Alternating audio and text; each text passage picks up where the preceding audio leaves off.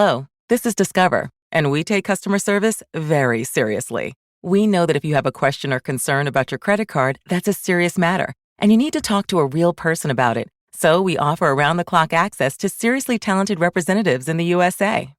Again, it's a serious endeavor. The only funny thing about it is Bob. If you call us and Bob answers, you're in for a treat. Get 100% US-based customer service and talk to a real person day or night. Discover. Exceptionally common sense. This is Zaniac Joe Pellerito. And Danny Pellerito. E-Z-E-Z-S-P. It's the Eric Zane Show podcast. Give me an E. E. Give me a Z. Z. Give me a S. S. Give me a P. P. What's that spell? Espa. What's that spell? Espa. All right, listen. It's the Eric Zane Show podcast show. Yeah, that's what it is. Please welcome Mr. Eric Zane.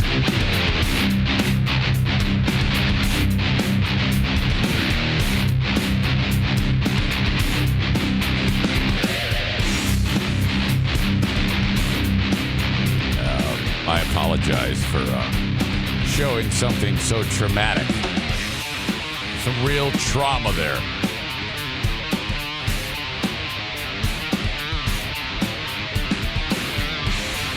Welcome into the Eric Zane Show podcast.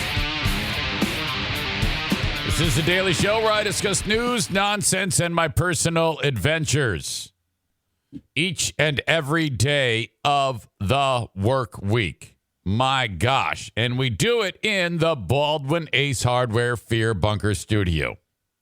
The show is streamed live, audio, video, live stream on Twitch at 8 a.m. Eastern Time on each of those days. Twitch.com/Eric Zane Live or Twitch.tv, same thing, /Eric Zane Live. Eric Zane Live, all one word. If you would, please go there, whether you watch the live stream or not, and click the follow button. Then you know, somebody like, I ain't going to do that Twitch shit. I ain't going to do that. I'm no way, man. Just do me that one thing. I don't think it's too much to ask. It really does help in some way, shape, or form. Because eventually, you know, you might be like, hey, man, I like that Twitch shit. That's when you can see him and stuff. I don't know. But nevertheless, it is brought to you by Irvine's Auto Repair, Grand Rapids Hybrid and EV. And yeah, they're doing kind of like a particular makeover there. More on that coming up. But they're very, very proud of things going on there. And I'm proud of them, watching their business grow, helping their business grow as best as I can by getting the word out. That is my job, to tell you about them. That is how we've been able to do what we've been able to do, podcast, for going on 3 years. A chit chat each and every day, throw in some sponsors. You engage the sponsors. We have a podcast. Boom, we are in business. If you ever want to reach out to me, correspondence, do it on the Shoreliners Striping inbox. Shoreliners Striping, not doing much striping at this time of the year. This time of the year, typically Shoreliners Striping, the employees that work at Shoreliners Striping, are professional referees and linesmen in the American Hockey League and the East Coast Hockey League. That's right. Referee Tim Mayer is the brain trust behind that. And then, when it warms up, he's striping parking lots. He's the guy with the machine painting the yellow lines to make them look crisp and clean in the parking lot. They also sweep parking lots and they paint athletic fields. If you ever need more information, shorelinersstriping.com. All right. Where do I want to go right now? Oh, it's Meathead Wednesday. That's right. Dear Meathead, with my beloved 87-year-old father. 54 minutes until we bring him on. I have one question so far. Okay. If you ever do send a question via email, if you would, in the subject line, write Dear Meathead or something Meathead so that when I search for it by name, it pops up. Dr. Jim Barry has a question. I think Kate might have had one too last week, and I'm not sure if I got to it or not. You know, Kate, that sex trafficker. I am not a sex trafficker. I know. It's a joke. Relax. So if you want to send it along on the Shoreliner Striping inbox, eric@ericzaneshow.com. Both questions are pretty basic. What is your favorite Christmas tradition? I know what he's going to say with that. Pretty much similar. What is your favorite Christmas holiday memory? What is your favorite Christmas holiday tradition? That's the thing with these very simple questions. Usually lead to something funny. I will say that I'm a little bit concerned about visiting the man with a Omicron variant that is much more contagious than anything we've seen before. It's just sweeping the nation. All the kids are doing it. Omicron, Omicron, Omicron. All right. They don't have any real hard data. They just keep seeing that the numbers are doubling at a substantially greater rate than what they did with the already super contagious Delta variant. So I don't know if I necessarily want to get my dad sick. And I'm not like some of you idiots who are like, well, you know, I got antibodies, so I'm safe. Well, yeah, I know, but that's not the point. Okay? Yeah, I'm not going to get the vaccine because I'm young and at least likely that I'll be affected. Well, yeah, I know that, but, you know, the longer you dummies keep allowing this to become transmissible between people, okay, the less you do to aid this scenario, the greater the risk that our next mutation, what if it's, you know, not 0.003% fatality, 10% fatality. All of you fucking patriots are going to be running to the clinic.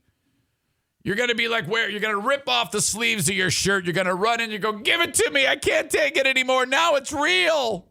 We told you. Hang on. I got to drink this coffee. One more. All right. I bring that up because my brother says to me, okay, hey, we got to go see Dad for Christmas. What are you thinking? And I said, okay, how about, I mean, I'm really jam-packed, but how about Sunday, December 26th? Me, Queen of the Forest, whoever else I can get over here, probably not the NFK, and go see Dad. And he's like, yeah, okay, I'll bring my family too. And okay. And then he goes, well, we got to make sure Dad does not have a problem with this. Because he's like, here's the thing about my dad. And I don't know why this is, but he'll be like, oh boy, I don't want people coming over. But then he will go places. He'll like go to Home Depot. He'll go to Charity Scam Mike's house with like two other families there. But the idea, and then you can say to him, I try not to argue with him, okay? 87-year-old dementia patient. I don't know if I want people to come over here.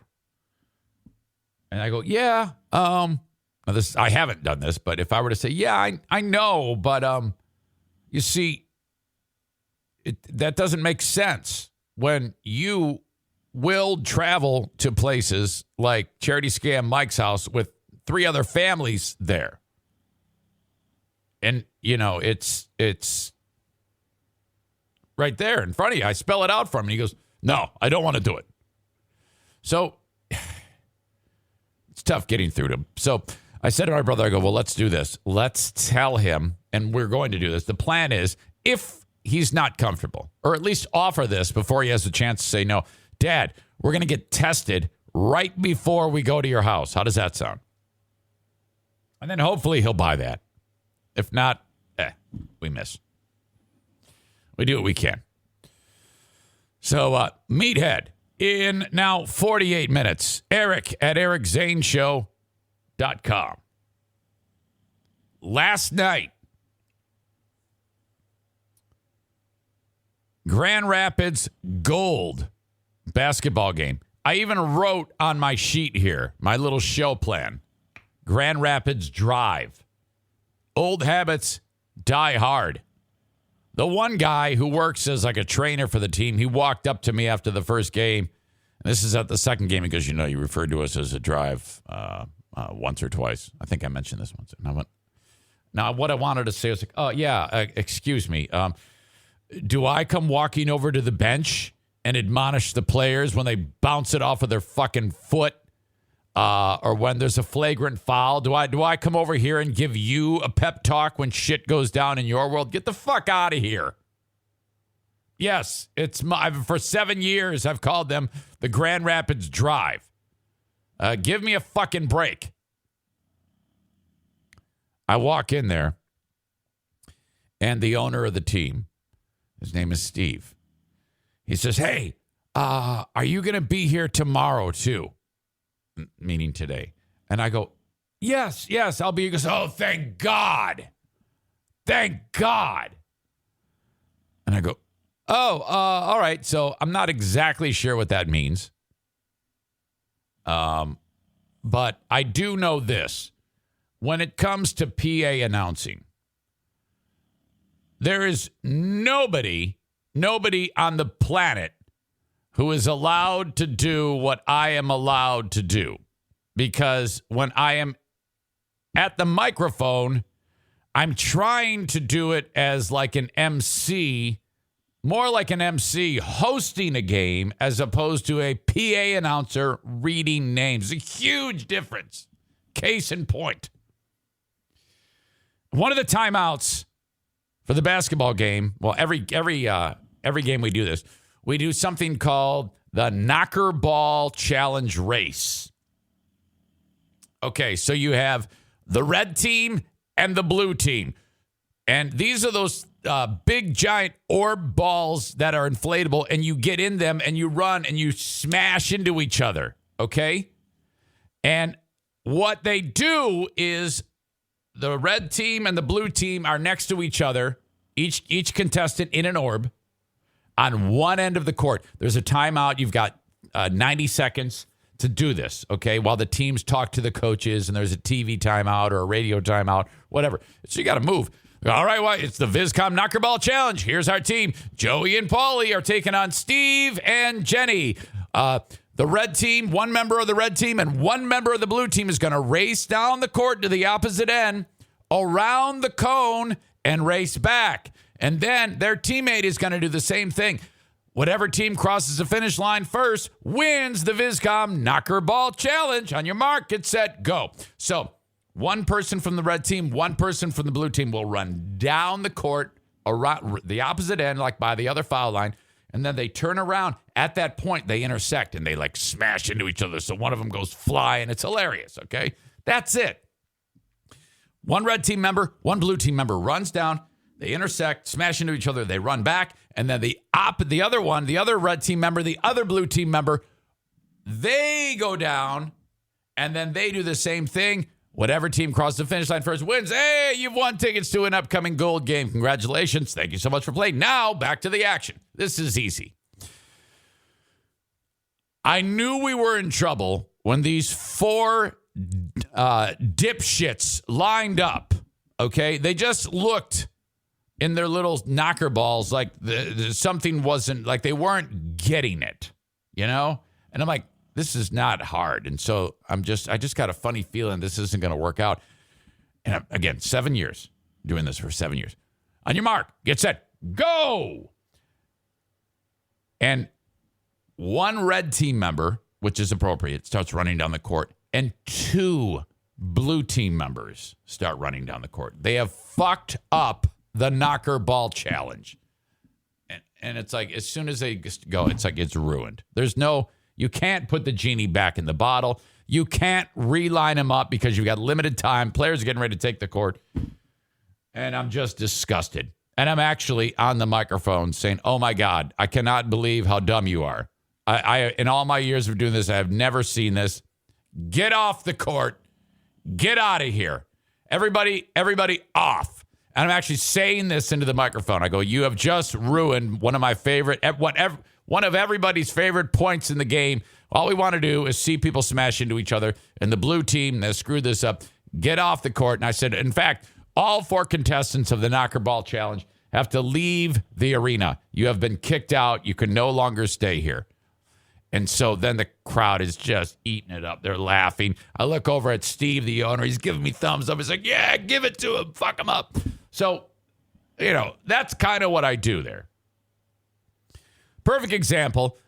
No one else will do that. I will do that at the hockey games, interact on that level with people.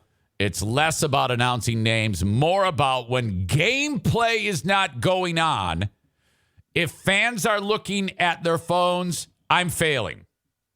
They are not to be looking at phones. They need to be looking at what we're doing on the court.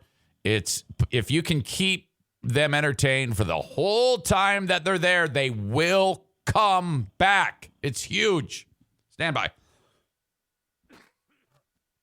Okay? Especially a game like yesterday where they did not, they got their ass kicked by the Fort Wayne Mad Ants. Okay. I get to the arena and Steve, the owner, says, yeah, are you going to be here? Yes, I'll be here. And then I sit down. There's a bunch of kids at the scorer's table. Kids, young people. I would guess 22, 21. So you got Ben, Hayden, Nolan, and Noah. These 4 dudes combined age like 30. One dude controls the video board, another dude controls the music, another dude controls the soundboard, and they're all, all to my right. And they go, oh my God, the other guy sucks. And I'm like, what? What are you talking about? That's not true at all. Like, oh my God, we're so glad you're here. He didn't even know how to do the defense chant. I'm like, what? Okay, now, I've talked about this. The coach of the team, Jason Terry. He actually is like a cheerleader. And in games, he has turned around and urged the crowd to do the defense chant. Defense. Defense. Defense. So playing off of that, I started to actually do what I just did. Key points in the game, intensity's building, late in the game, you need to stop. I will actually say into the mic, defense. And then I'll hit the mic. Defense.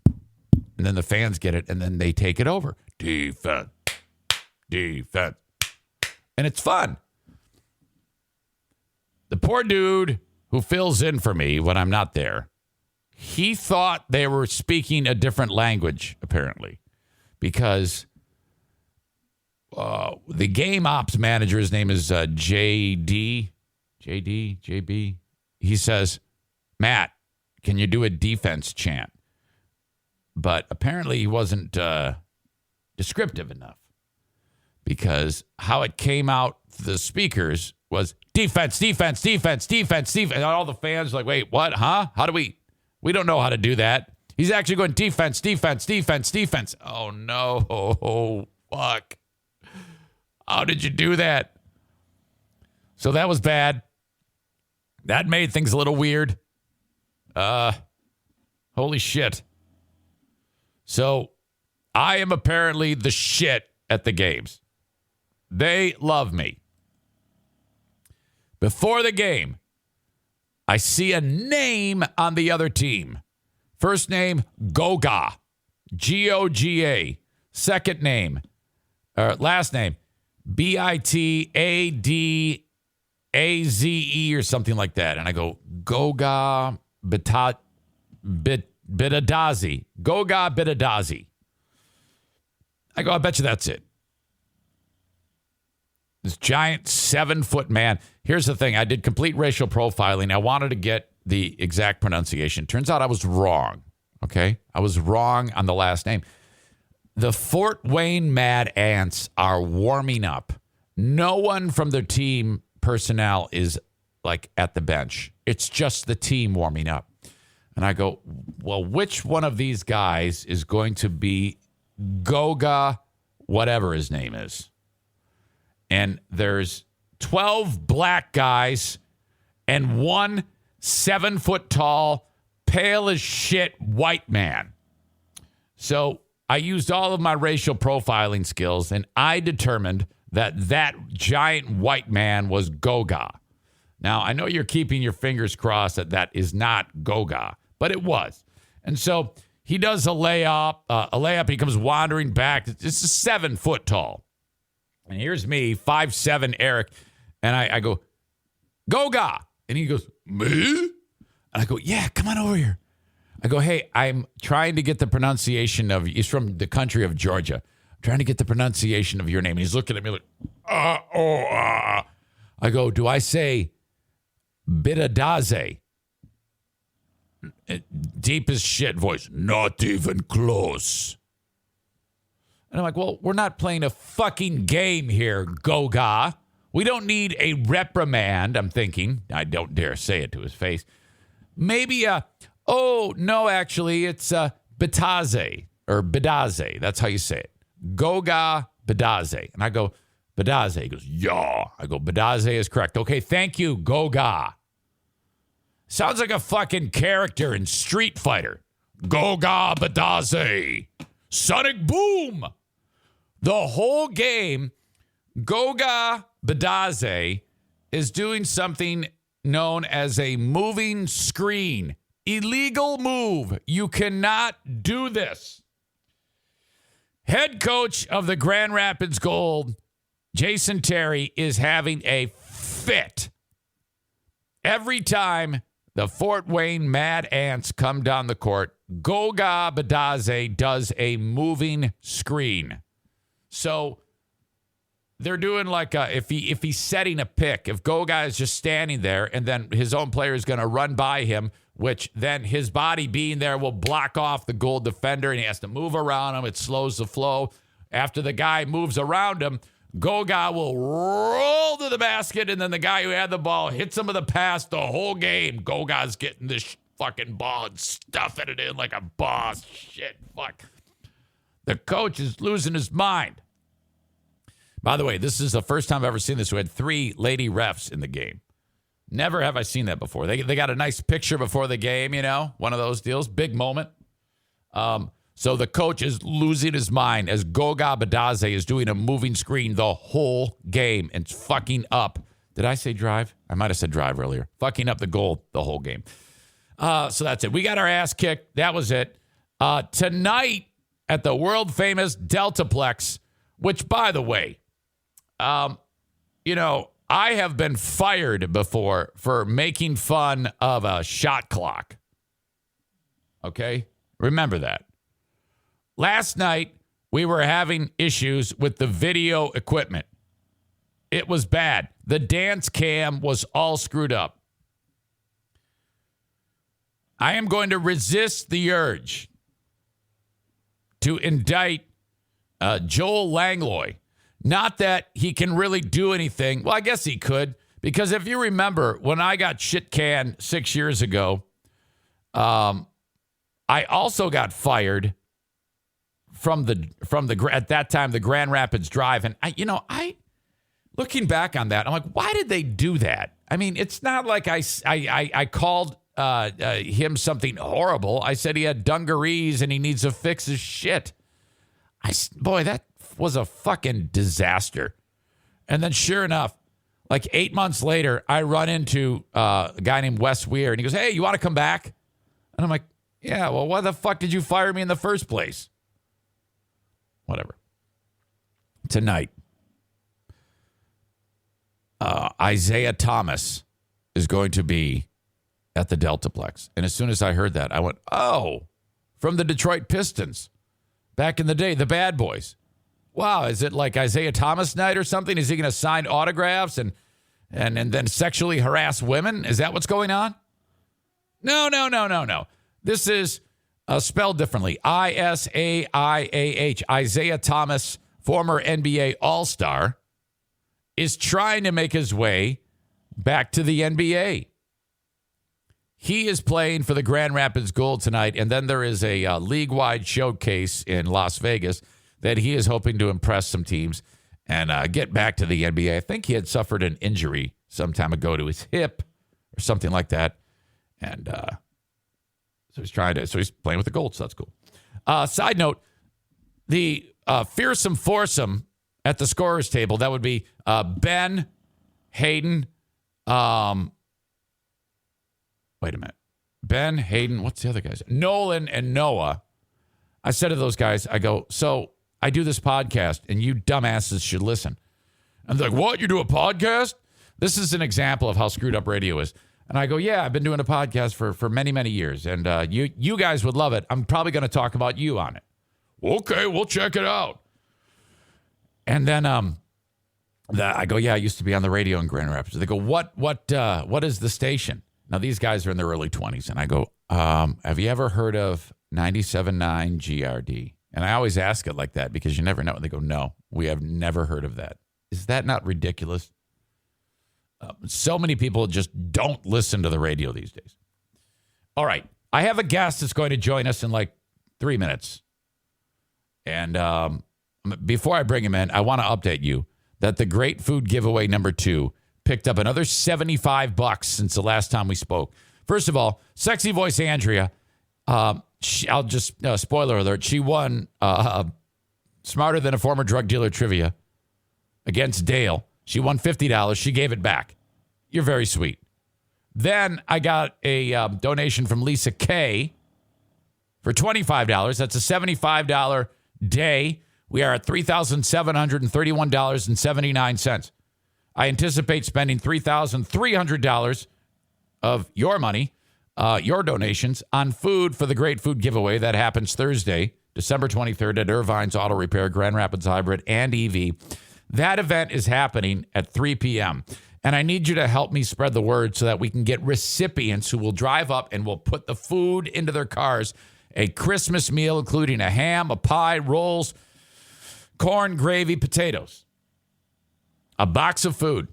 I went to go make a Facebook event, and I'm blocked from Facebook. They won't even let me make an event. So I'm going to need someone to make an event on Zaniacs United and then share it.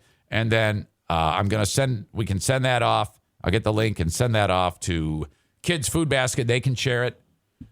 And then the Grand Rapids Pitbull Alliance, they can share it. And if you would share it too. So I'll get the behind the scenes details of that taken care of after the show today. I'm also going to need volunteers. I've got a sign up sheet that I don't want to share with you right this second, but I will share it on probably tomorrow's show. But we're going to start at 3 p.m. on Thursday, December 23rd. Blind Saul is the event foreman. He's going to have his cane there. And if anybody starts slacking, he's going to bash you in the back with it like you're in Singapore getting caned. Okay? Saul is not going to take any shit, and he's going to be striking people if he senses through his spider sense that you are not working. Okay? 3 p.m. start time. 2 p.m. is staging time at Irvine's Auto Repair, Grand Rapids Hybrid, and EV. Any extra money is donated after we pay for the food to Kids Food Basket. Mike Ball reached out to me yesterday and said, Zane, have you called Fox 17? No. Yeah, you should. Ding dong. I did. See, I owe it all to you guys. You helped me so much. So Fox 17 is going to, in all likelihood, do a story a couple days beforehand to help us get the word out for people who need food, and day of. It's going to be fun. Wear your Santa Claus hats. Santa Pellerita will there. Santa Pellerita will be there, and the walking human megaphone, Sarah Rook-Ruck-Roosh, will be screaming at motorists to make a turn and come get the food. Okay, before we get to our guests, the open of this show is brought to you by Bennett Flooring Installation, 616-318-0167. Flooring installation made easy. The most affordable that you can possibly imagine. I'm smashing my words together. My God. So what you do is you rip out the old flooring, you get the room ready, then you wait 2 years like I do, then you call Bennett. 616-318-0167. They will show up, they will measure, they will install it professionally and perfectly. You will save money, and it won't look like shit. Thank you very much to Bennett Flooring Installation. Also, for your assistance in the great flooring giveaway, for offering all of that free flooring and free labor. You guys are the best. The flooring that I want you to buy it from Johnson's Carpet One Floor and Home in Granville, Michigan. Now, there's 2 stores. There's the main store, and then there is the discount outlet. Deep, deep discounts on so much flooring. And we have just found out the Eric Zane Show discount. When you go in there and you pick out your already discounted flooring, mention me, save 10% off the top. Okay? So you walk into there, it's a warehouse. There's a fork. I can't drop the E out of you is on a forklift. Oh, hey, I'll be with you in a second. Pick out what you want. I've got a 300 square foot room. Okay, yeah. This is what we have in surplus. And it's remarkably cheap because we bought so much of it. That's how they do it. Darwin, who runs the show over there, he's the owner. He gets on the phone with all the big distributors, Mohawk, Shaw, and has a semi-truck deliver tons of flooring and carpeting. And because he buys so much, he gets it dirt cheap. You pay hardly anything for it. Well, you pay a lot less than you would anywhere else at Johnson's Carpet One Floor and Home, Granville, Michigan. The discount outlet is right behind Little Caesars. Go there, mention my name, save 10%. All right. After that, go get dinner at Bosco's Pub. You never know when Eddie Money will be there or Kevin Kuiper's dad. Bosco's Pub in Hudsonville, Michigan, part of Terra Square. Okay? Find them online. Click the button for directions, and then you get there. Right to Bosco's Pub. The drinks are stiff. The burgers are the best and award-winning. I had the olive burger. It won an award. Grand Rapids Best 2021 Best Olive Burger. Now, I understand that's a specialized taste. Not everybody likes olive burgers, but, man, there's a long list of unbelievable burgers there, affordably priced. Isn't that? You go there, you get the burger and the fries. If you go to any other chain restaurant, you're going to pay $19 for a hamburger. Fuck that shit. Come on. Bosco's Pub. Check them out online, boscospub.com. Ding dong. I have a guest on the Eric Zane Show podcast.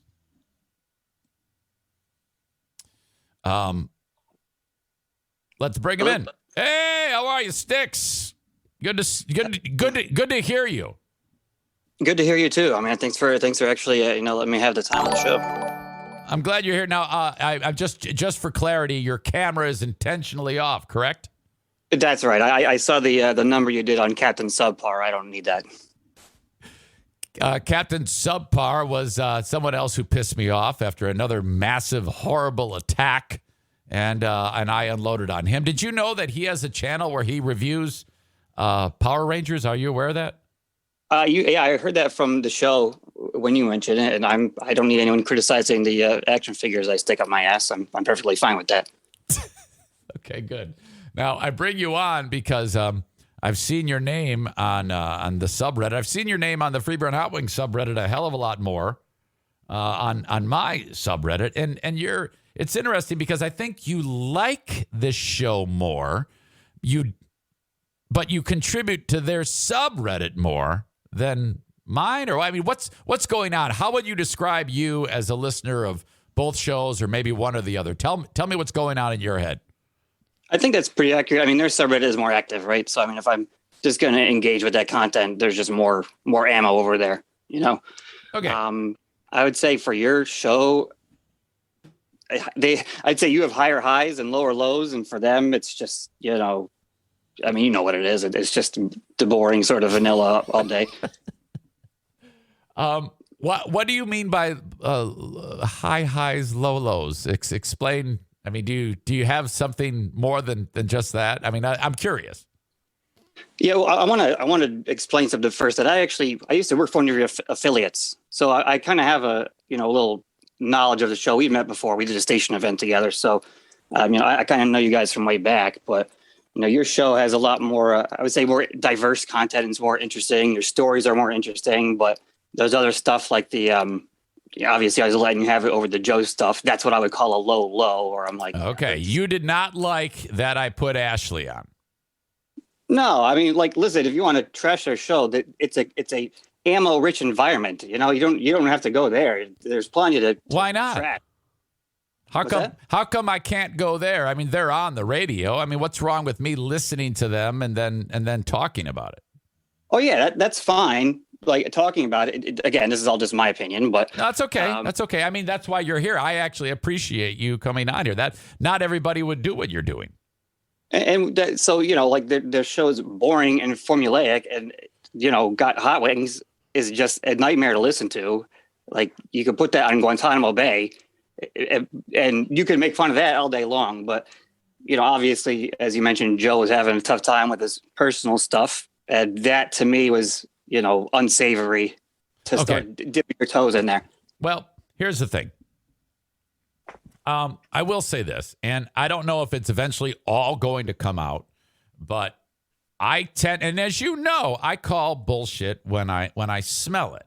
And though Joe was bad because yet another horrible breakup because he treats women horribly, obviously, him then while he's having this moment when he's trying to admit defeat, takes others down while he's doing it. And that was my big problem with all of that. And you wrote, oh no, kudos to Joe for really opening up on the radio. That takes guts. What did you mean about it takes guts for him to open up on the radio? I mean, I think we all have different, sort of baselines for our comfort on these things. You mentioned on your show that you've cried on the air before. And, that you're not criticizing that. You're not like making fun of him for doing that. No. I think Greg's cried on the air before a couple of times, and there's, that's fine. But he hasn't, he's never really, that's never been part of his, I don't know, shtick or character, if you will, to open up like that. So for him, particularly, it seems like he's obviously not comfortable exposing himself in that way. So as an individual, it seemed like it would take more guts for him to do that than it would for you based on just personal comfort. Well, I think him showing emotion is one thing, but when you open up and you're showing your vulnerability, he was doing fine until he got into he got into the weeds with the finger pointing and things like that. And that, to me, if you're going to admit you have problems, it's not the best look to bring others down at the same time. That's your opinion. That's fair. I don't think that's new though. Like all this stuff with his ex-girlfriends, and we've known about that. Now wait a minute. If you're going to sit there and say, hey man, I've been a horrible boyfriend or this, that, and the other thing, because he actually said at one point, I'm just sorry that he's sorry that he hurt Rachel, which was the young lady who broke up with him and headed for the hills. If you're going to do all that, it just seems like if you offer the reasons why you think you have problems and you list traumatic stunts, you refer to yourself as a little boy. What did you think about him referring to himself as a little boy when he was doing stunts? Yeah, I don't necessarily. I think that's a little sort of mischaracterizing, his own. He was obviously an adult. He's in his 20s or whatever. If he's loud enough to or old enough to drink, I would consider him a little boy. What do you think about, so he was 23, 24. The other thing is that in that state, I mean, obviously you heard it, and on one hand, it was compelling to listen to because, again, on such a godlessly boring show, that really sticks out, So I listened to it. It was 2 segments, but it was also incredibly meandering, and, it seemed like a guy who was in a highly emotional state and didn't really have any words put together anyway. So maybe that's me giving him a little forgiveness. Yeah, maybe, perhaps. The idea that because one of my big problems was first of all, the indictment about stunts was traumatic to him. And Greg and Chris did not acknowledge, well, wait a minute. Hold on a second, Joe. Because I was in the room. I helped create that whole element of Joe stunts. Right. And the idea that he referenced on the show that it was almost like he was forced to do this against his will. And that is the furthest thing from the truth. That's problem number 2 that I've now brought up. Little boy saying he's a little boy is a problem, indicating that he was doing this and was forced to do it, and he had no say in it. Greg, who's, I mean, I don't give a fuck about Greg. I can't stand that guy, but I will give him credit for this. He all the time was like, Joe, are you sure you want to do this? Are you sure you want to go here? And Joe's like, yes, absolutely. I'm fine with it. So for him, more than a decade later to go, the reason why I'm an asshole boyfriend is because of trauma when I put icy hot on my balls and I was threatened with being fired. That is all bullshit. Every single bit of it. There is nothing true about what he said. It's a lie. And you were there. And so obviously, I mean, you're the word there. And I totally believe you on that. But I didn't, the way that you kind of, I interpreted you going about it was that you almost took it as a personal attack on you. Like it kind of like almost that he exonerated Greg and Chris, but then said, well, it's not you guys, meaning you two. So therefore it must be Eric. Right. I didn't take it that way. That's where I thought you That's were. okay. That's okay. And some did, some didn't. And the ones that didn't take it that way, well, we're like, oh my God, you're making it. You even said it. You're making it all about you. This has nothing to do with you. And that's absolutely your opinion. You're entitled to it. However, again, I come from being there and I know kind of what makes these people tick. And if only Eric, Joe, Free Bear, and Hot Wings are coming up with all of this and he exonerates people in front of him, no one else ever talked to Joe about stunts. We didn't like run around and address management and sales staffs. We would sit there in the studio when we're dog tired after a show and come up with some stunts. That's it. That's why I'd say my interpretation was that, from listening to that you guys, meaning you, the other show members, weren't a member or not a part of that, forcing him to do it or he'd be fired or whatever, that this was like a corporate or like a PD or something like that. No. It was the way I interpreted it is the way I still believe he meant it. But whatever, that's only a small problem I have. It's the big picture of Joe's grandiose event on the air when he, for a long time, talked but didn't really say a lot. And everybody kind of bought into it. And that's classic manipulation of narcissistic behavior. My first question that I would ask, and I talked about this, is if I worked there, I would say, excuse me, you just indicated that you have never taken your mental health seriously. Okay. He talked about how he would lie to counselors, how he he felt uncomfortable, which happens. My next question is, well, then how can we believe that you've taken your alcoholism seriously? That's my next question. Are you taking any substances in your body right now? Because I honestly believe that there's more to this that we're being told, and I think that should be a very big concern. And that's fair. From my perspective, all I have is those two segments to make that judgment on. Yeah. Okay. Then we get into Ashley.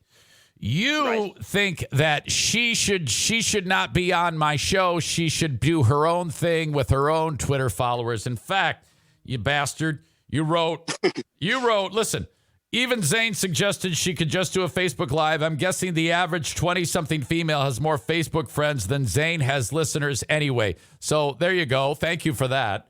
Yes, I did say that. and which is probably true, by the way. But here's the long and the short of it. Just under a year ago, Ashley reached out to me, and I don't know if I may have talked about this before. And she is sick and tired of being mentioned on the show, alluded to, referenced. And everybody has gone after her because of this dog incident, which we haven't really gotten into, but everybody has only heard Joe's side about dog theft and doxing and shit like that. Correct? I mean, you haven't heard from her about that, correct? Correct. Okay. So how can you and all of that bunch, without hearing anything she says about those moments in time, how can you, because you seem very reasonable, how can you form an opinion about her if you've never heard what she has to say? Well, you're absolutely right. And, originally when you went over Joe's statements and all that and said, I'm going to have her on the show. And I was like, this is a bad idea. This doesn't sit well with me. And then you had her on the show. I was like, well, I at least got to listen to it to see what she says. Like, even though I don't like the idea of it. And I listened to it and I was hoping to hear those types of things. But that's the problem, is that she had the platform, but I didn't get anything from her that said that this was worth doing, that I now have a new perspective that makes me look differently. The dog stuff, the doxing, throwing his laptop, I don't know, all this other stuff, the things that really came up in air that made her look like a cartoon villain. Like, none of that stuff was cleared up. She didn't look any better in my eyes. So it now came across as we didn't get her side of the story. We just got sort of the soap opera, drama bullshit for I don't know, whatever reason, views or personal, satisfaction or whatever it is. So if you're going to shoot the shot, I think I would have needed more. So you're telling me that if radio show says she assaulted someone, and then also radio show says faked a pregnancy, her saying that's bullshit and here's why, that's not good enough? There was some guy on your Reddit that I was going back and forth with, and this guy just could not understand basic words. But the whole pregnancy thing, I didn't hear their show say that she was faking a pregnancy. That was not, I did not hear that said. They said that she claimed that Joe was the father, and that was not true. Negative. And this is what, not confirm that, yes or no? Joe said, and she was pregnant with my baby. And then Hot Wings said, and she wasn't. She wasn't what? Just to clarify. Okay, so if you want to split hairs, I guess you could say, yes, he could have been referring to she wasn't pregnant at all, or she wasn't pregnant with Joe's baby. Well, pick your poison, because I think both of those things are a pretty terrible thing to imply about any woman, frankly. Implying that she wasn't pregnant with his baby is not insulting.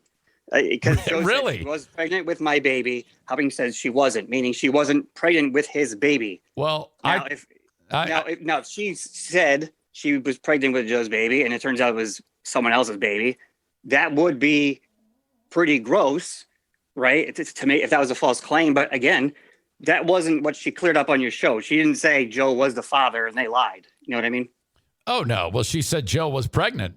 Or I'm sorry, she said she was pregnant with Joe's baby. She absolutely cleared that up. And you said, well, hey, you just said that if you imply that you're pregnant with someone else's baby, that's not offensive or whatever you said. I can guarantee you it offended her both ways because we spoke about it. What she wanted to do there. You see, here's how this goes. This is essentially what's happened here. And this is what I've complained about with this fucking show forever. They're smart enough to needle and push you just to the point where your head's about to explode. And if anybody has ever wronged the Free Beer and Hot Wings show, this is how they operate, okay? They won't come out and say it, but they'll do everything to imply what is actually happening. So they talk about the doxing. They talk about the dog theft. They talk about her being a psycho. She hears about it from that point till just under 1 year ago. She reaches out to me and says, I want to get on your show and I want to talk about this. I say, no, I'm not interested. Okay. Then this incident happens when fuckhead Joe has ruined yet another relationship with another woman who finally comes to her senses and dumps him. He cries, blames everybody, And then that's the last straw. She's like, you know what? Now I want to talk because she's had it. That's all that this is. She was minding her own business, not even caring about anything. She still hears from people who attack her on social media from time to time, but she has to bite her tongue, bite her lip about all these things. It finally happens again, and now she wants to talk about it. That's what you have here. Yeah, I totally understand, but it was a questionable look on my opinion for you to facilitate that. Why do you say that? I mean, what is wrong? I mean, I have an axe to grind with him. I don't like those people. I have a chip on my shoulder. Everybody knows that. There is nothing wrong with me saying, first of all the shit professionally Joe said is a lie, and all of the shit they said about a person I know is a lie. Why does that look bad to bring it up? So you're telling me they have the right to say fucking lies on a radio show heard all across the country, but the second I stand up for myself and she stands up for herself, that's not a good look? No, I'm saying, first off, she's not a member of your show. So it's not like she's not defending herself, or rather she wouldn't, you're giving a platform she wouldn't have. And I said, and you said on your own show, she could do a Facebook Live video, which is where I got the idea from. So you defended yourself based on the, implying or your presumption that he was talking about you saying that you would get fired if you didn't do stunts. You did that. Fine. Yeah. Okay. Yeah. But she's not a show member. She's just a civilian. And I understand that they have the radio show and she doesn't, but I mean, that's life. All right. I appreciate it. I guess we agree to disagree. Styx, you listen via the audio podcast, Twitch. How do you get the show? Podcast. Okay, I appreciate that. I listen. We had this whole business, and I was vocal on Reddit. I told you I didn't really support this, but I appreciate you. Oh yeah, reach out and give me the chance. I had you in Patreon jail. I took you off of Patreon. No, that's all right. Everybody does at one time or another. All right. So I appreciate that. No, it's cool. I appreciate the time and appreciate your honesty. You're 1,000,000% wrong, but that's okay. I still love you.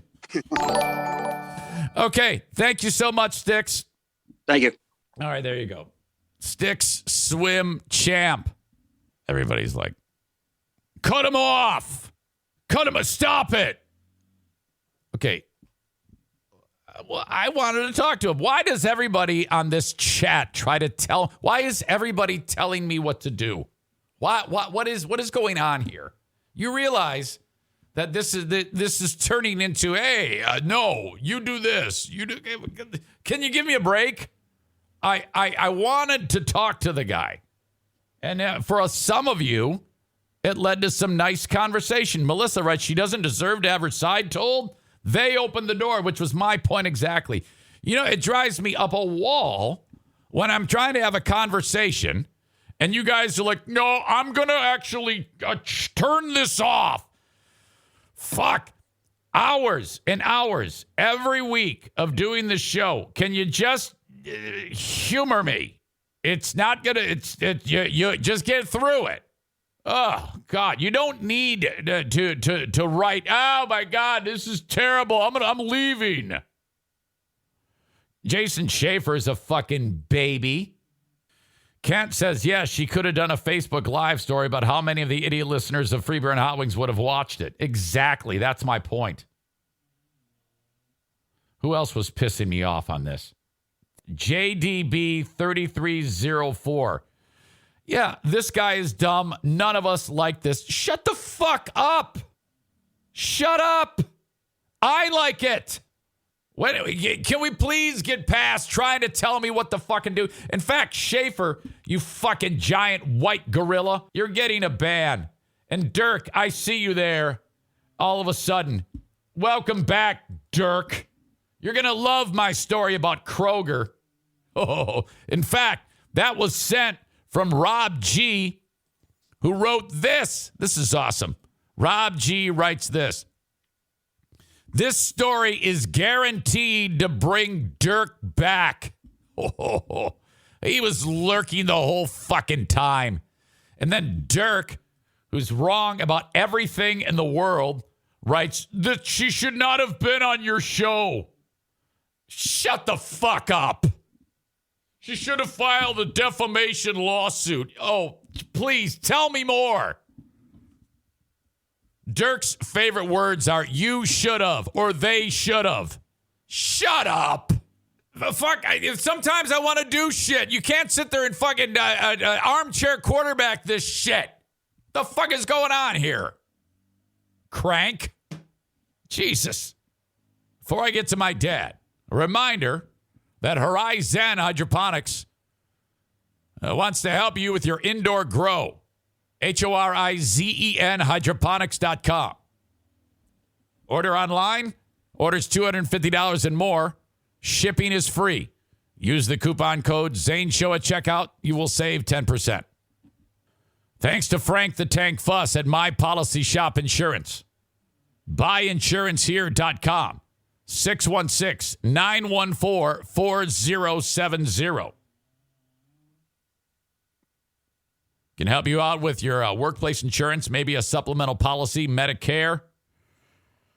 Buying insurance through the marketplace, healthcare.gov. In fact, today is the last day for enrollment in Medicare. Oh, my God. I know these things because of Frank. If you have any questions about any type of insurance, doesn't matter where you are, doesn't matter where you listen, reach out to Frank. You can call or text 614-914-4070 or go to buyinsurancehere.com. Dear Meathead, brought to you by JM Synthetics, online at jmsynthetics.com. Give the gift of Amsoil Lube for the holidays.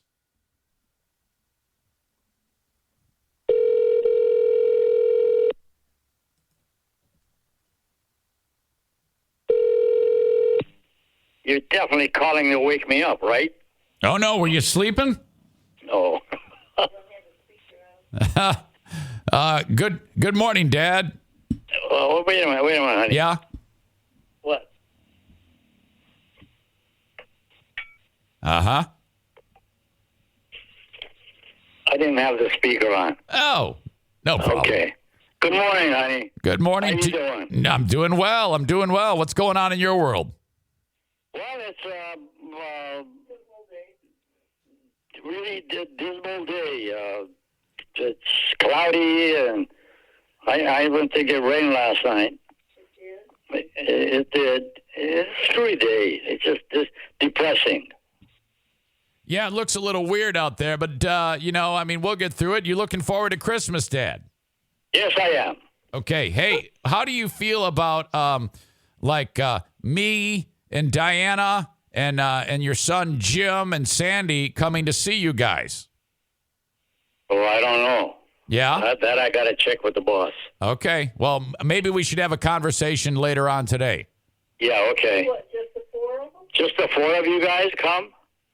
I'm not sure about who would all be involved, frankly. Did we call Christmas off here? Because we called off the Christmas with the kids and all that. Oh, yeah? Yeah. Okay. Wow. But yeah. If we keep it down? But if we keep it down, well, this is maybe what we're thinking. Better, We were thinking that if we visited you, we would take a test the day of. Oh, okay. You know what I mean? Like a COVID test to see if there's any issue. Well, I don't think that you have any issues because you're all vaccinated. Well, no. That's not true. You can still carry and transmit the virus. Oh, I see. Yeah, that is the thing. Well, use your judgment, honey. I don't know. I can't be a... Well, I think that's a safe thing to do. I mean, I wouldn't want to. Even if I'm vaccinated or you're vaccinated, I could still be carrying COVID and give it to you, and then something terrible could happen, and I don't want any part of that. Obviously. I didn't know that. Yes, that's absolutely true. But if you're vaccinated, you can walk right into it, no problem. Well, if you Cancer. So many lives are touched by cancer. In fact, 1 in 2 men and 1 in 3 women will be diagnosed with cancer. At the American Cancer Society, we're on a mission to free the world from cancer. It's a big mission, driven by little things, like a ride to treatment, a free place to stay, a 24/7 helpline. But these little things are really the big things, because to a cancer patient and their family, they're everything. And every day we reach thousands of cancer patients who so desperately need these services. But we need your help to get these critical services to more people and families in need this holiday season. Go to cancer.org and join the fight against cancer. It takes just minutes to donate and help provide essential support to cancer patients and their families. Don't wait. More than 1 in 3 people will be diagnosed with cancer. Go to cancer.org right now and make a difference. Go to cancer.org. You're vaccinated and you do come down with COVID, you have a greatly reduced chance of anything terrible happening. Yeah, right. But then again, why would you even catch it if you already are vaccinated? Well, the vaccination, like I said, it's more for keeping you alive than it is for keeping you from getting COVID. Wow. Yeah, that's true. Man, I hate this. Okay. Hey, I got a question for you. Okay. Dear Lay it on me. SFD writes, Dean wrote, Dear Meathead, how did you and Joanne meet? Please embellish. Signed, SF Dean. Well, I hate to say that because she always brings it to my attention once in a while. For some reason or other, she had a girlfriend that I was kind of zeroing in on that one. Uh-huh. And then through her, she had this girlfriend, and then Joanne was her friend, and somehow I met Joanne. Okay, so you were kind of like trying to get the phone number of the one girl. And girl, I ended up with Joanne, because the other one was, she was a singer at this bar. Yeah. And Joanne just says she was second choice. Yeah, that's what you just said. That's what it seems like. Yeah, that's how it was. It appeared that way, but no, I took a fancy with her, What, did she detect that right then and there? Joanne, did you detect right then and there that you were second choice? No, she didn't. Well, I did know that. I knew he came to meet my girlfriend. Okay. Oh, you hear that? But then you stole his heart. Apparently. But she was evasive, And, of course, I swabed her into my life. Yep. Oh, my God. And I don't know what I did, but she said I made her laugh. And the rest is history, man. If you make a lady laugh, man, that is key. I'll tell you, it's the greatest thing ever that happened to me in my life. Well, yeah, you guys have been, I mean, here's the thing. It took you guys a couple of attempts to find Mr. and Mrs. Right, and that's... Oh, yeah. Yeah. So do you think if you had met Joanne when you were 20 years old, you would have stayed married the entire time? Yes. Wow. With what character she has and the personality she has, it's a keeper for life. That is awesome. Well, you guys have always been very romantic and sweet to each other. I've always admired. Love each other. Yeah, I've always admired that, That's great. No, yeah. Nothing can change that. I do not recall when I first laid eyes on Joanne. Maybe I do. I think you brought us over to the house that Joanne lived in on Cunningham. I think that was the first time. I remember you coming in with your instruments. Yes. And I remember Nikki. In particular. Okay. She was a baby. Well, she was, I was probably 10 years old. She was probably 9. But I remember walking into that house and thinking, because with 2 daughters, Joanne had 2 daughters that were 3, but Elizabeth and Nikki were about my age. And I remember Elizabeth, I was like, oh, she seems like she's easy to get along with. And then Nikki comes in. I'm like, she looks like she's going to kick my ass. Yeah, you're going to kick my ass. Oh. Oh, man. Wow. Oh, my God. She was a thunderbolt. Oh, just the wars.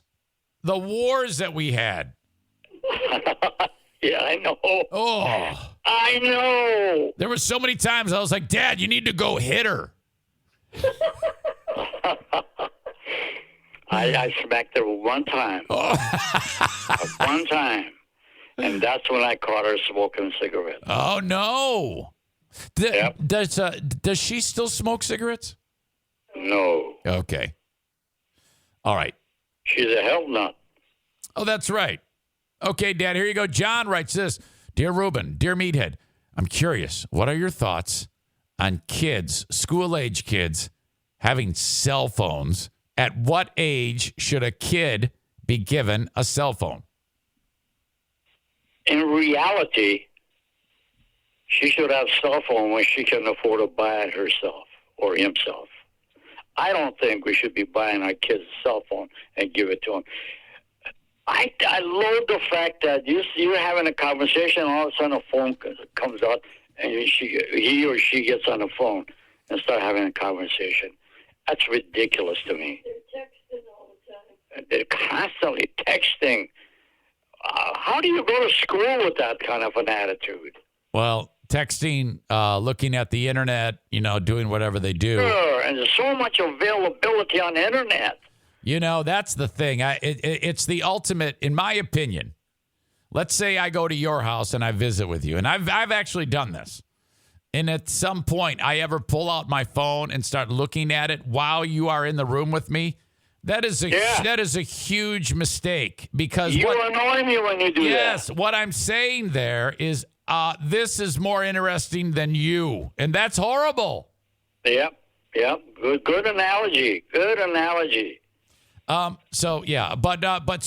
Anyway, kids should not get phones unless they can pay for it themselves. Is that what you're saying? Yep. Wow, that means they never get a phone. Why?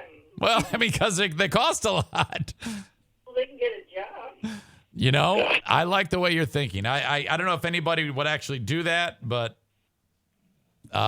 most parents will give in and get their kids a phone. Most will. Everybody else. Eric, no, we grew up. I mean, we didn't have telephones, and we never thought about that.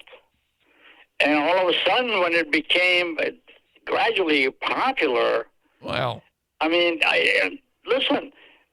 Even Chloe comes to the house. All of a sudden, we're having some conversation. Here comes the phone, showing me the pictures of this and that, the thing that she did. I don't want to see all that. Well, wait a minute. Showing you pictures. What's wrong with showing you pictures? That's like...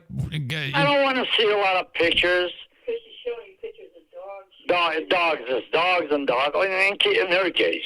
Well, maybe she wants to share something with you. I don't have a problem with that. I mean, if she's showing you pictures... She thinks I should have a dog. What if what if Jesus visits her and he's floating above the house and she takes a picture of it? Would you want to see that?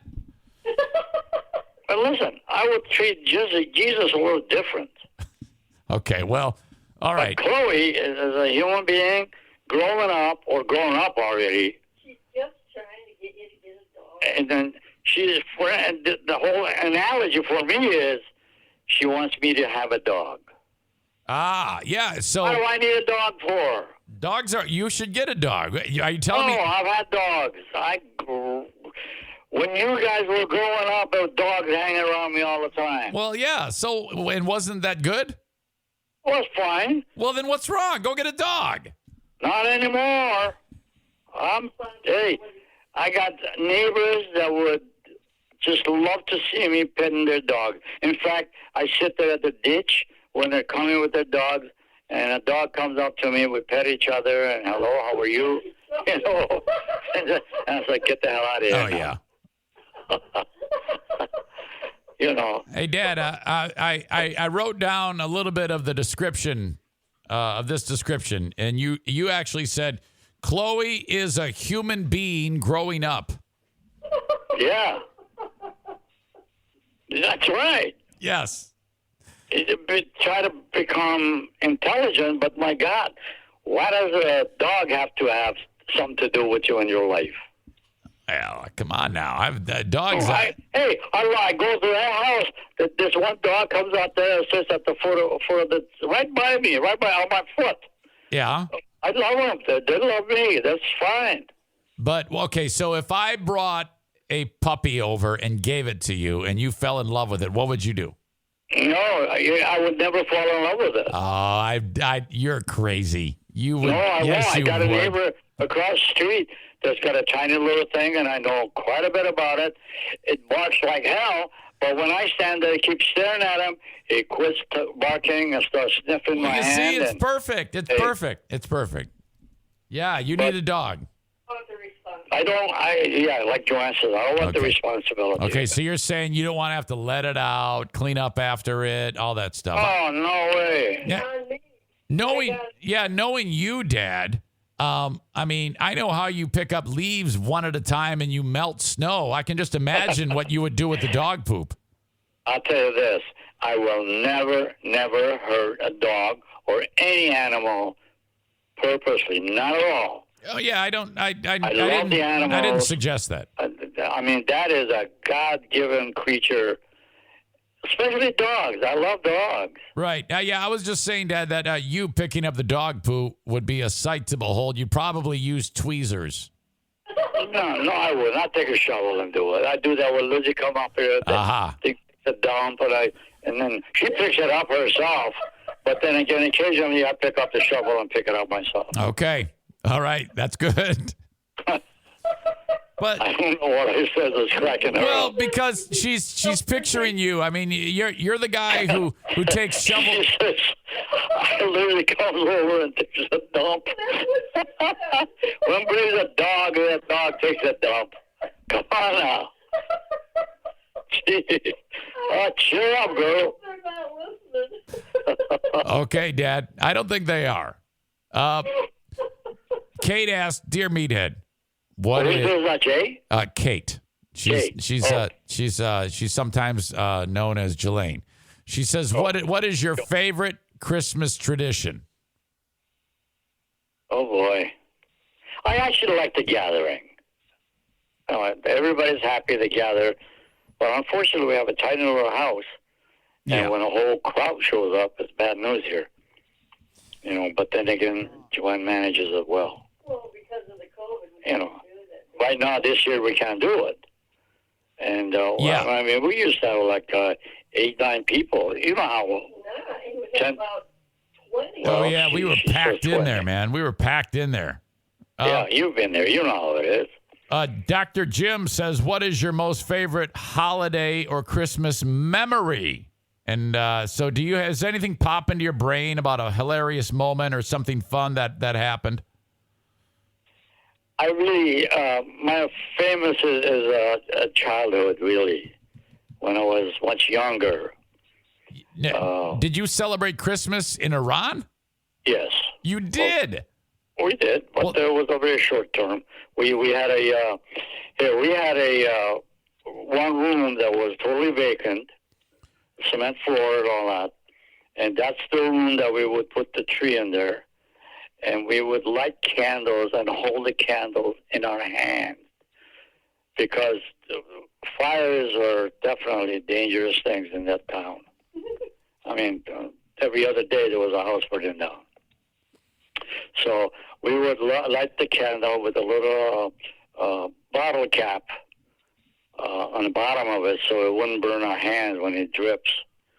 And it lasts about 10 minutes, the longest that we ever kept it lit. So wait a minute. Christmas celebration is putting candles on bottle caps? And then hold it by the tree. Okay. Christmas tree. We did not have the mentality of electrical lights that goes on now. We didn't have the electrical lights that goes on a tree. You didn't have the decoration was all done by candles and a piece of board or something and hold it in our hand. Yeah. Now and just walk around it and have toys in there. Now, Grandpa was a tough guy. Did he give away like a free punch in the face for Christmas? Grandpa was not around when we were doing that stuff. Oh, well, I know, but your dad was there for some of it, wasn't he? Oh, No, because every I don't time remember too much about him around Christmas. No. every time you talk, dead when I was okay. old enough to appreciate Christmas trees. I know. It's just that every time you talk about him, he's like throwing you guys in the river or something like that. I just picture. Oh, he did. He almost did. Yeah, he's a jackass, But all right. My dad was a mean old dude. No, yeah, it was bad news. Okay, Dad, I wrote this down. You said fires are a very dangerous thing in that town. Oh, yeah. Well, I mean, there weren't too many Christians in our area that had Christmas. Did you ever try to explain Santa Claus or Christmas to one of the area Muslim kids? Because you were surrounded by a bunch of Muslims. No, I had no relationship with Muslims except one or two guys. And we were buddies. This one guy had a fancy jacket, big long jacket in the wintertime. Yeah. And if I was going to go somewhere, have fun with somebody, I would borrow his jacket. Okay. And go with it and then come back and give it back to him. Can you imagine if you tried to explain to that guy about Santa Claus, he'd have cut your head off with a sword? Oh, my God. Yeah. Hey, life, it was normal to us because we're accustomed to it. Whatever it was. Yep. Okay. Well, listen, I cried like a little baby when I was maybe 10 years old, 11 years old or something. I wanted a tie. Yeah. I had to cry like a baby for my mom to spend the money. Did you say you wanted a tie when you were a little... A necktie. You did? Yeah. I mean, most kids your age might want something fun. I mean, what kind of kid plays with... that was my fun. You play with a necktie? No, I would. I needed a necktie to wear. My God, can you imagine if a 6-year-old kid, they said, "Hey, Joey, you want I was like 10, 11 years old. You want a rocking horse or a race car?" "No, I want a tie." Yeah, right. No. Well, one gift that I got that was a super gift called Meccano. That was, you could make all kinds of mechanical things off of that. An erector set. Okay, and That was the cat's meow. I would dust that sucker every day and put it away. So did you? I'm looking at it right now. Meccano. Yeah, it's similar to erector set. Yeah, it's erector set, actually. Yeah, that's exactly what it is. Did you did you actually get that as a gift? Yes, I did. Okay, now we're talking. That looks fun. So that was the most expensive gift I ever got. Oh, you're not kidding. I mean, if you were to get that now, it's like $80. Yeah, well, and it wasn't that. We didn't have that kind of money. I imagine that back then, Grandma had to maybe trade a couple chickens to get that. I don't remember how I got it, but I got it. Holy cow! So that's what you did. Yeah. Wow, I've never heard that. Well, okay, Dad. I tell you what, we'll have a off podcast conversation about what the plan is to come visit you guys. Okay. Okay. And I'll call you later on today, and we'll see if we can get some type of concrete plan worked out.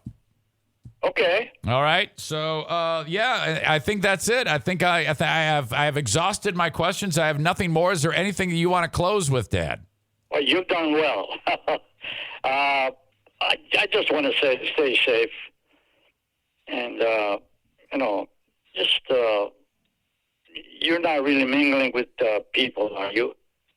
Believe it or not, kind of by default, I usually don't get out too much. I did yesterday, but Dad, all the precautions are being put in place. Oh, well, okay, just be safe, honey, because that to me, you had your inoculations and all that, so we're doing all right. But yep, I just heard on the news some people came from Africa here and contaminated a whole bunch of people. Oh yeah, it's a complete disaster. But the beauty of it is, we have as many people getting sick as we have, but half as many hospitalized. Half as many.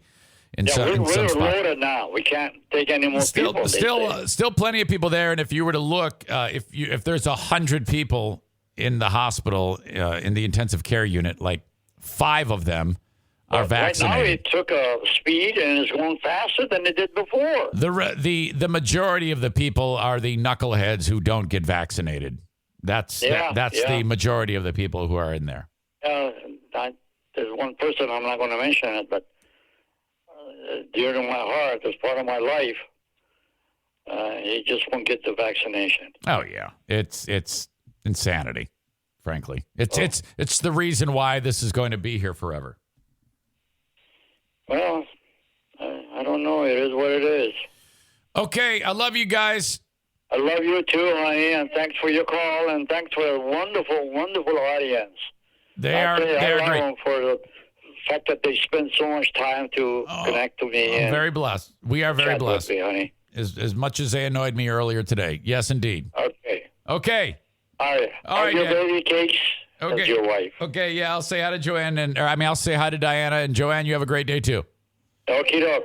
All right, guys. See ya. Bye-bye. Bye now. There you go. Another edition of Dear Meathead brought to you by JM Synthetics. I got a necktie for Christmas, guy. Hey, was that okay for you guys? I mean, was that, I should have looked at the comments to see if I should move on, or maybe like if I asked a question and you didn't like it, I could say, oops, sorry, so-and-so here, Crank doesn't like that question, so I'm going to take that back. Maybe we could do that. Uh-huh. Oh, my God. If you were in this room, that is the single biggest faux pas. And I got you fucking figured out. You're doing this because you know I'll react. You are trolling me. That's exactly what you're doing. That's why you called me triggered the other day. You love it. And you know what? Here's the thing about Crank. He's such a shit stirrer. He'll sit there, his 7'4" frame, he'll sit there and be all pensive and thoughtful, and then you turn around and he's just going to get into it. Something mischievous. I got you. I know exactly what you're doing. You jackass. Oh, you pissed me off so bad today. Oh, my God. And you know what? Don't look now, but you know who hasn't pissed me off in a long time? Kenny. Kenny has not pissed me off in a long time. And all of you jackasses who I have ripped on this week, pedophile Dean, sex trafficker, child sex trafficker Kate. Those are your new names. Crank. Oh, fuck. Dirk, who lurks in here with a comment. Get the fuck out of here. I mean, you can stay, but what the fuck are you doing?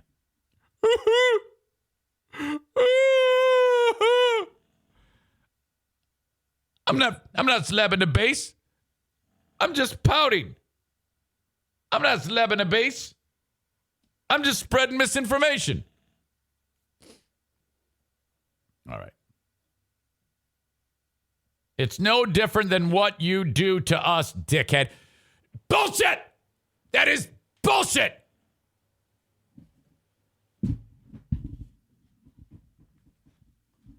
Damn it. I think you're kind of right there. I don't know. It's annoying as shit. Yeah, but I'm actually funny. You are not. Jackass. Every one of you. All right. Kenny is still thinking. Kenny's doing great. Kenny is killing it. See you at Bosco's tonight, Eric. You're going to Bosco's? I would love to go to Bosco's. But I have a wait a minute. Damn it. Did you hear that? I have a basketball game. All right. Thank you to JM Synthetics. If you would, please consider going through your garage, figuring out what lubes you need, and then buying them. Amsoil products, the best in the business, from Jason Mays. Amanda says she will go to Bosco's. Stevie says we're going at 6. When you go there, please mention me, okay? And Doug is the bartender usually. That's Doug Furness, okay? Get the queen on to tell us about her reaction to the basement, says Aram. Okay. Now, this is officially on. You all are fucking too much to defend. Unbelievable. This all started because I brought Styx on, and as usual, you all started ripping me apart because I was doing something that's a little bit different than what you're used to. Fuck. Come on. Thank you to A&E Heating and Cooling. Call them 616-516-8579. If you have a problem with your furnace, you might need an after-hours service call. But you should, and I keep stressing this, get that thing tuned up. You've been running it quite a bit lately, especially around here in the upper Midwest. Now, what I'm telling you is if you're in West Michigan, this is who you need to contact to get that thing tuned up. But if you're not around here, obviously, Joe Martinez is not going to drive to too far away to help you. As a public service, call whatever person is in your area and get that fucking thing tuned up, man. This is a pretty... this is a piece of equipment that is quite delicate. And if things get messed up, you could put yourself in jeopardy. Plus, it runs like shit if it's not tuned up. Very low efficiency. That means it's working harder, burning more fuel, and you're paying more money. 616-516-8579 for A&E Heating and Cooling. Dumpster divers want you to call them if you're in need of a dumpster. 616-375-9962. Now, this time of year, not as many dumpsters are rented from dumpster divers. You know, a lot of the roofing jobs are on hold until the warmer months. But if you want to, get rid of the clutter, there is nothing better than having a baby blue dumpster diver's dumpster in your driveway, and you're just throwing shit in there. Oh, my God. Such a great feeling to get rid of the clutter. Their dumpsters are priced cheaper than anyone else in the area because when you call on any other company to get a dumpster, they're charging you for a weight limit that you cannot possibly attain by putting all your junk in there. You're paying for something you don't need. Dumpster divers prices their dumpsters weight limit lower. Find out for yourself. Compare 616-375-9962. Great news. This was sent in by Rob in New Jersey. Again, with the subject line about Dirk. This is a story guaranteed to bring Dirk back. I was so happy to hear this. The largest grocery chain in the United States, Kroger, is making life difficult for you patriots who continue to hang on to this notion that the vaccine is bad. The vaccine does nothing. The vaccine isn't tested. We don't know what the vaccine is going to do. Your simple brains keep glomming onto that, all while probably cheering, "Let's go, Brandon," waving your Trump flag, QAnon, plotting against the government and the other stupid shit that you engage in as you try to earn a Herman Cain Award. Kroger, yes, I was so happy with this, said Tuesday, it is taking away paid leave for unvaccinated employees who get COVID-19. And so, hey, I'm sick. I need 3 weeks off to recover. Okay. Well, you're not getting paid now. Standing ovation. Yes. I am so happy about this. You lose. Good day, sir. You lose. Go get your shot, asshole.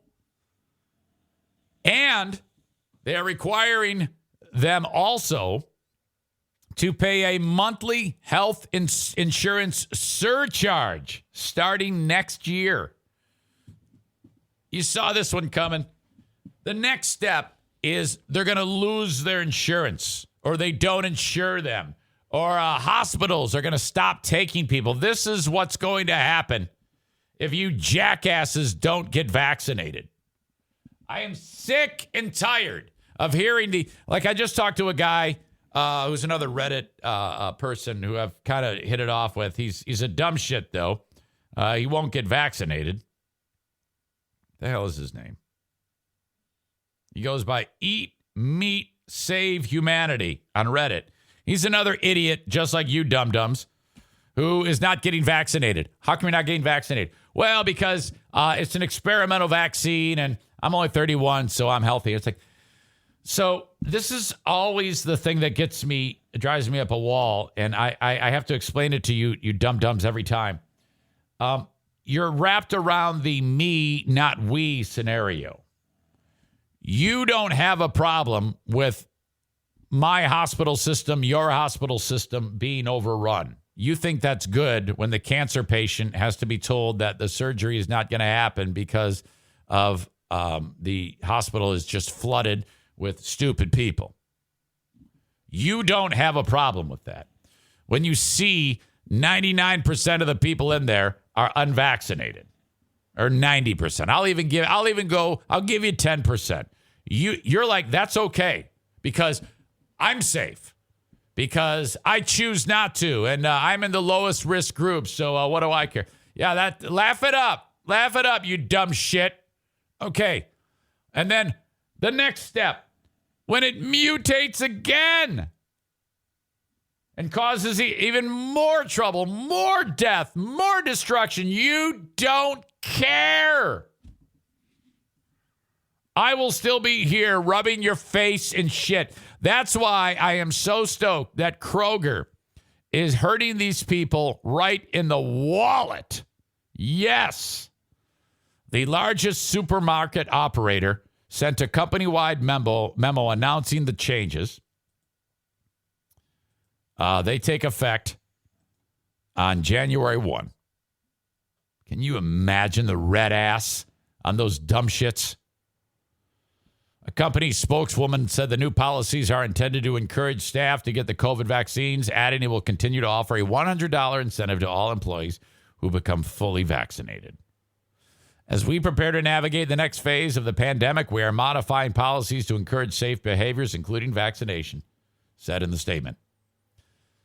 Starting next year, salaried non-union employees who are unvaccinated and enrolled in the company's health insurance plan must pay a monthly $50 surcharge. So non-union employees. Okay, so not everybody is getting this. But employees who are fully vaccinated are eligible for paid COVID leave if they get a breakthrough case. So if you're vaccinated and you get sick with a breakthrough case, which you'll be fine, take a few days off, go back to work, you will then be taken care of. We need more of this. We need every industry in the United States to do this. Every single one. Okay? I love mandates. I am mandate king. I support all of these communities. I want to live in a world where I drive for 1 mile and then there's a checkpoint and they say, papers. And I go, here you go. And then I show them, they go, you are a good boy. And then they send me on my way. I'm like, yes, thank you. Thank you very much. That's the world that I want to live in. That, to me, would be ideal living in the United States. That's why we all need to vote for Governor Whitmer in the next election. What? Melissa calls me Hitler. That is ridiculous. Kabooby69 writes, natural immunity is more effective than the vaccine, but not more effective than vaccine and antibodies, which we're all going to have, okay? We're all going to get it, and we're all going to get vaccinated because your employer is going to make you. And that makes me so happy. It's coming. I cannot wait to live in a world when all of you dum-dums are forced to get this. It'll make me so happy. Yes, bring it on. Troublemaker Schaefer says, notice that none of this applies to union workers because the unions would eat this for breakfast for now. Prime example of an employer mistreating employees and the exact reason unions exist. Mistreating. Come on. Adam says you'll probably want to get used to living in such an environment. It will probably be a culture shock. You might try moving to Russia for a while first. No thanks. All right. Patriot Nick says it's coming, or mandates excite Eric so much he's coming. How did you know that? Amanda, who had sex with all the members of the Monkees except Mike Nesmith, says he gets her booster next week. Nice job, lady. JDB3304, who pissed me off earlier, says we should be focusing more on cancer and diabetes.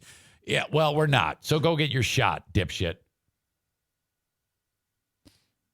Crank says, good for you, Mitch Connors, for making a choice. Let everyone else make their choice too. No, we won't. You're going to get the shot. You are going to have the shot. And I can't wait till that happens. Oh, I'm going to be so happy when you're all forced to get the shot. Yes. Mandates. Mandates. Mandates.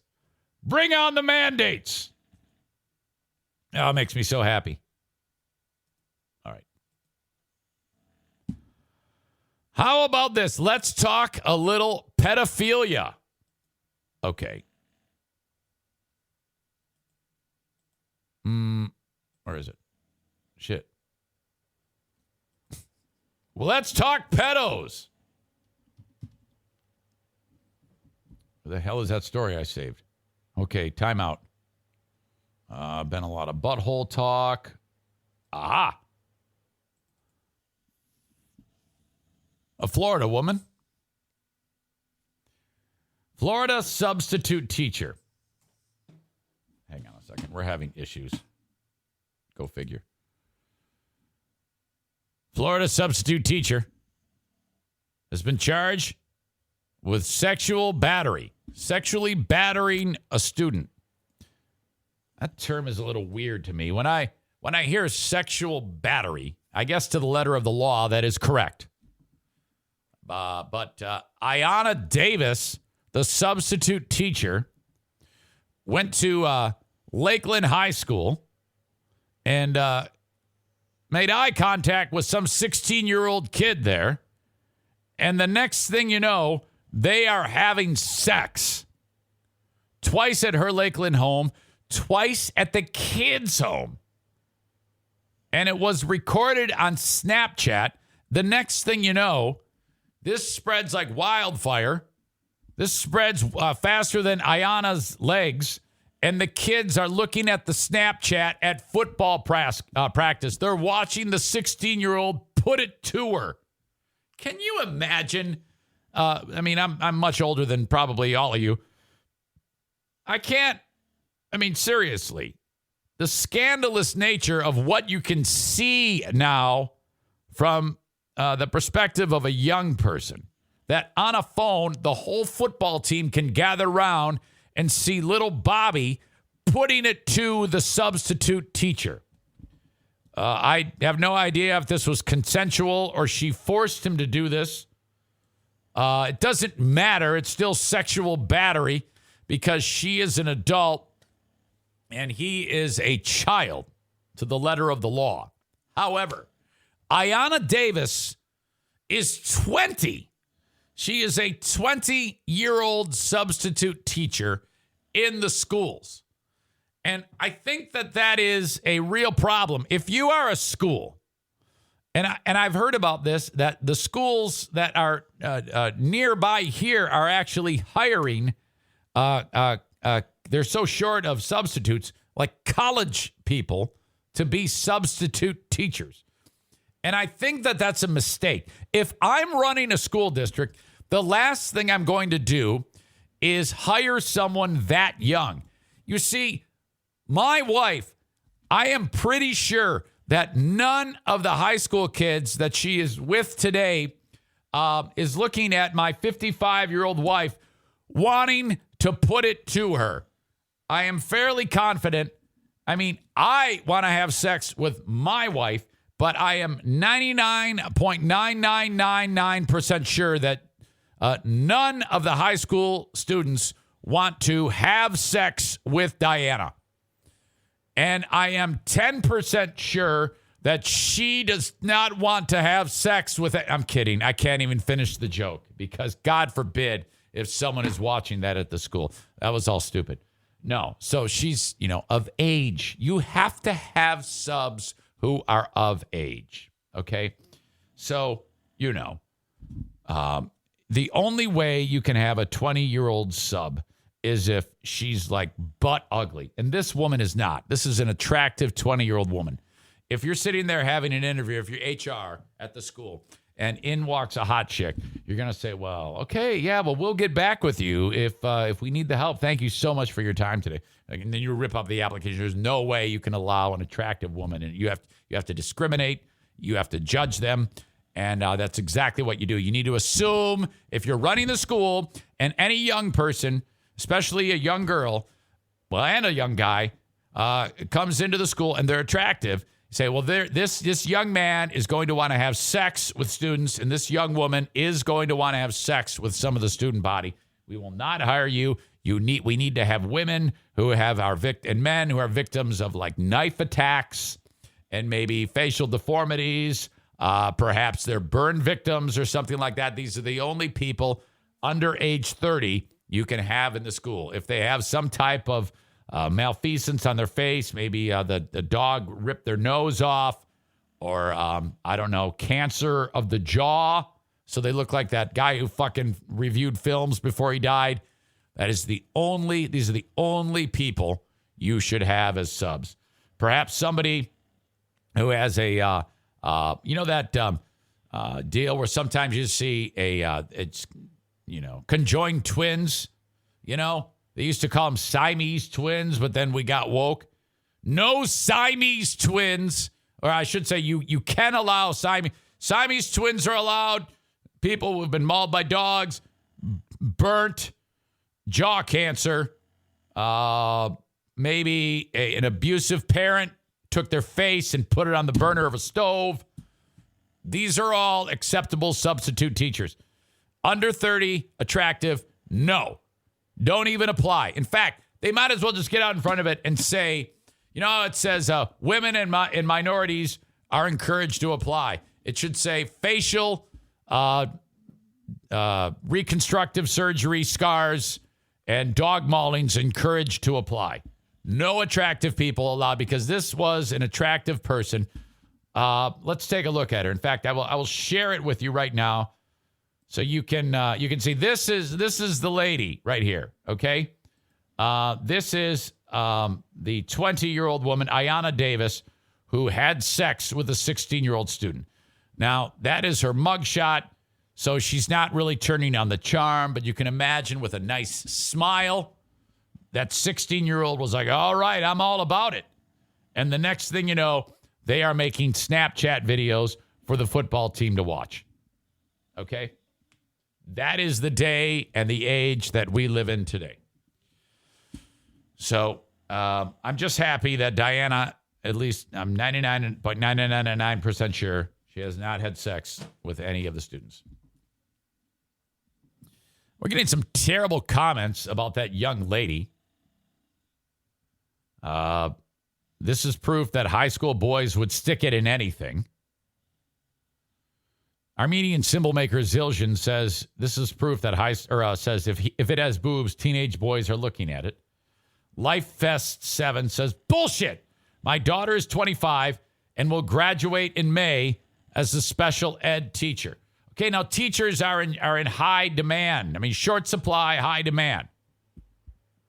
I get what you're saying, but I have no doubt, LifeFest7, that your 25-year-old daughter is beautiful. And I'm sure she has no intentions of doing anything that is below board like Ayanna Davis did. Okay? But she needs to be wearing a bag over her head like a Detroit Lions fan with the eyes cut out. The student population should not be able to look at her. Okay?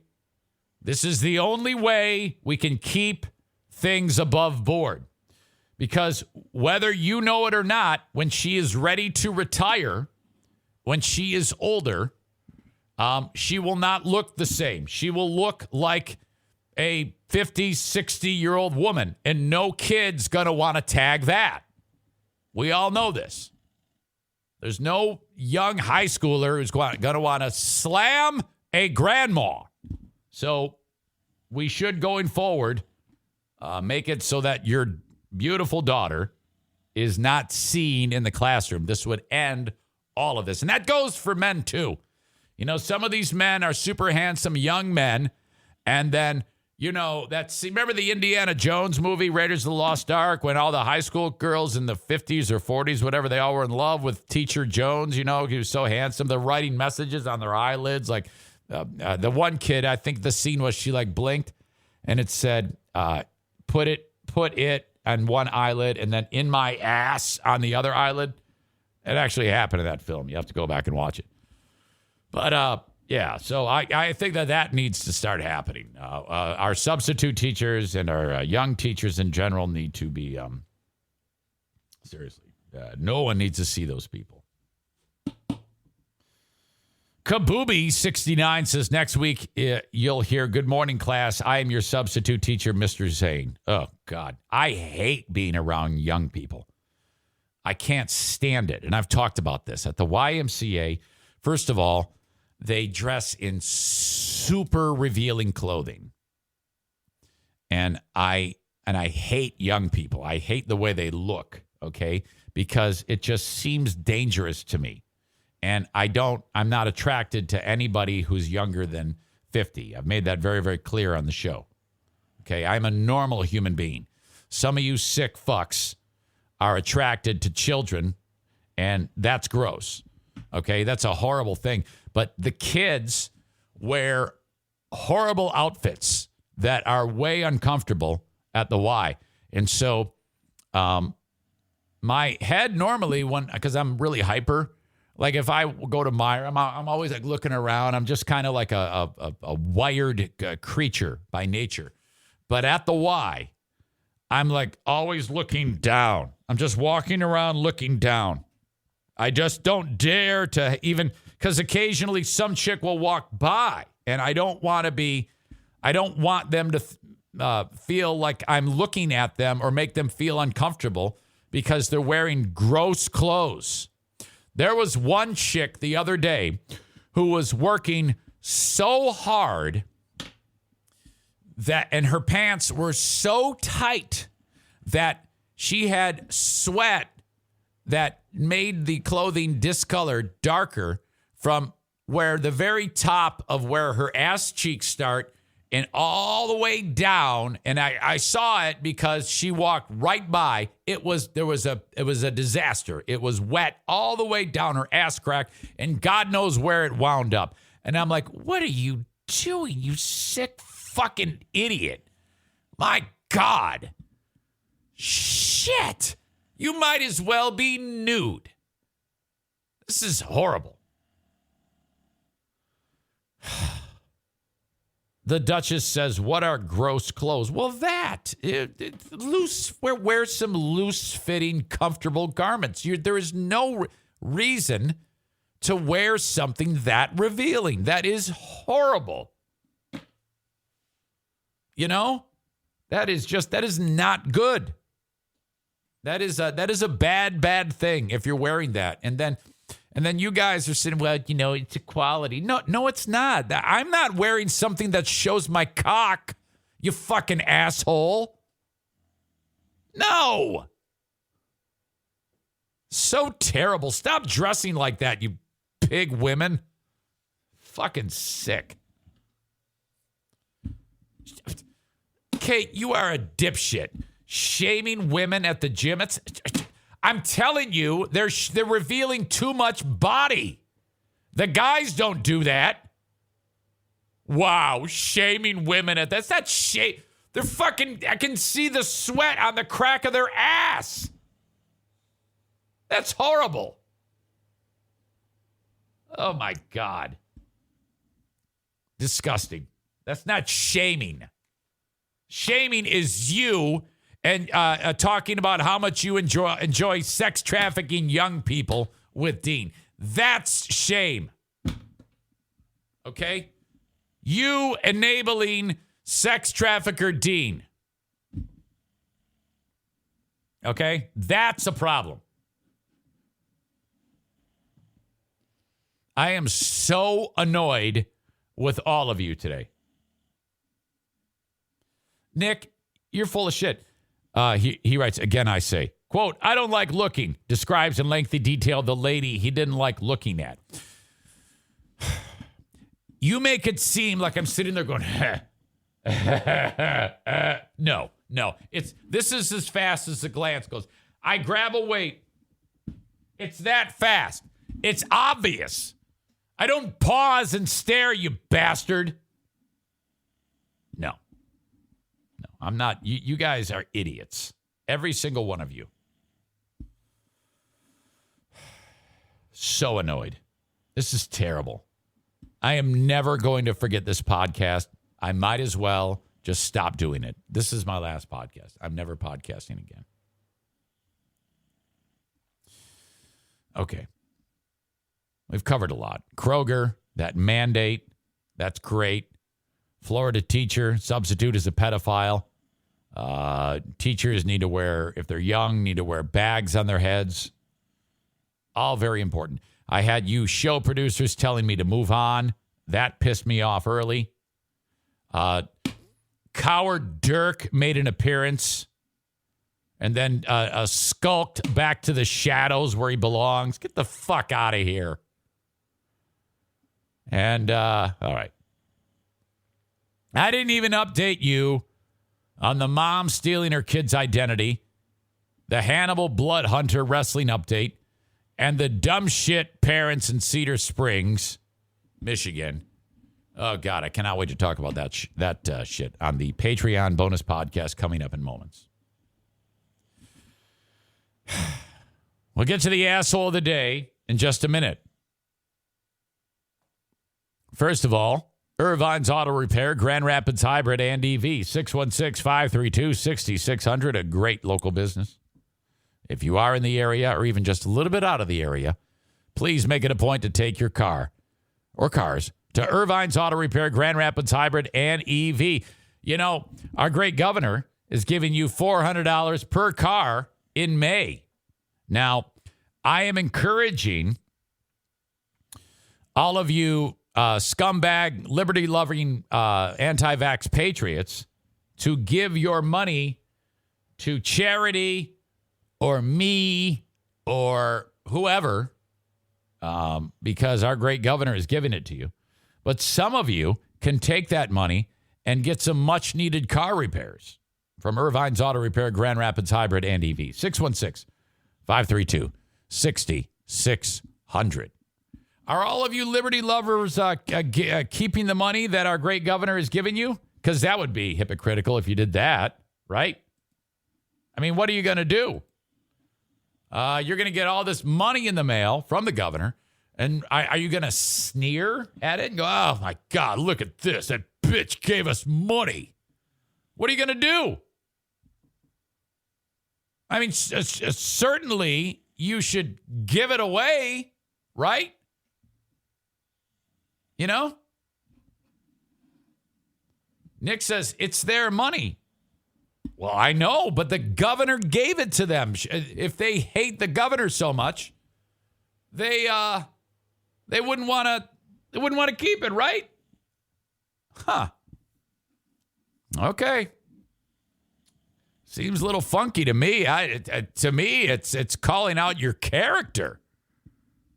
Taking money from this woman that you guys plotted to kill in the basement of the vacuum repair shop.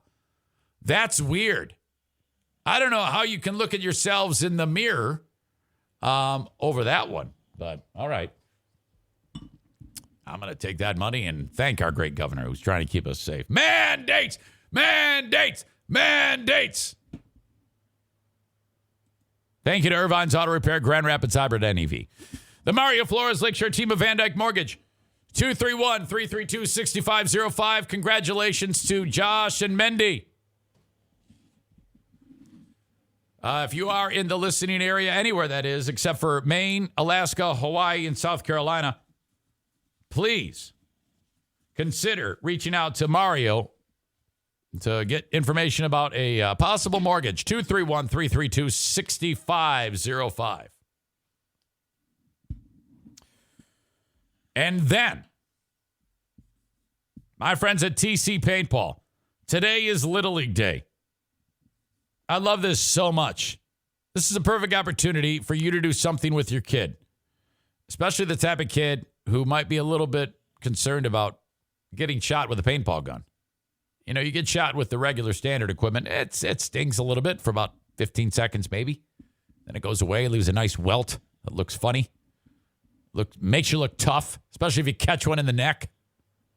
But if you use the low-impact equipment, it's not going to do anything. It'll just make a little splotch when the paintball breaks. Sign up for the Little League or just show up 5 p.m. tonight, this evening at TC Paintball. Online at tcpaintballgr.com. Or get a group together for your bachelor party, team building for work, your bro friends, the neighborhood guys, neighborhood kids, whatever it may be. Get a group together, show up at TC Paintball, and or schedule a party. Get a hold of them ahead of time. Yeah, we want to be there Saturday at 2 p.m. All right, we got you in the book. That's how it works. Online at tcpaintballgr.com. You know, I work hard on this show to always give you the straight information. I would never, ever just make shit up to try to upset you. I would never, ever just spew shit out, whether I believe it or not, just to get you riled up about whatever it is going on, you know, whatever it could be. With that being said, I would like to award the audience trolls with the asshole of the day. You have all done a spectacular job getting under my skin. I would never dream of doing that to you. This is behavior that should not be tolerated. But if you guys want to bully me and boss me around, I guess I just have to take it. I would never dream of saying anything that could somehow affect your mindset about anything at all and make you feel bad about the dumb decisions you have made in the past. I have always basically just been warm and fuzzy and have never, ever dreamed of doing what you all did to me today. This is a terrible dynamic, and it might be the end of the show. I might have to just retire after this horrible, horrible display put on by you. Okay. All right, folks. Enjoy your day. Go get your vaccine and or go get boosted. You guys are the best. I will talk to you on the Patreon.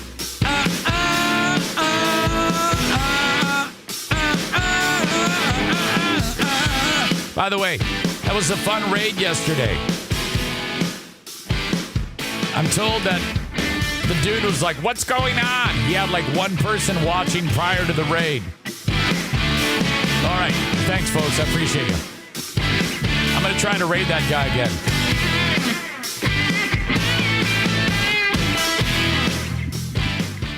Hello, Discover here to explain our cash back match. Here's how it works. We give you cash back for using your Discover card on the things you were going to buy anyway. Then we match that cash back in your first year. And that's why we call it Cashback Match.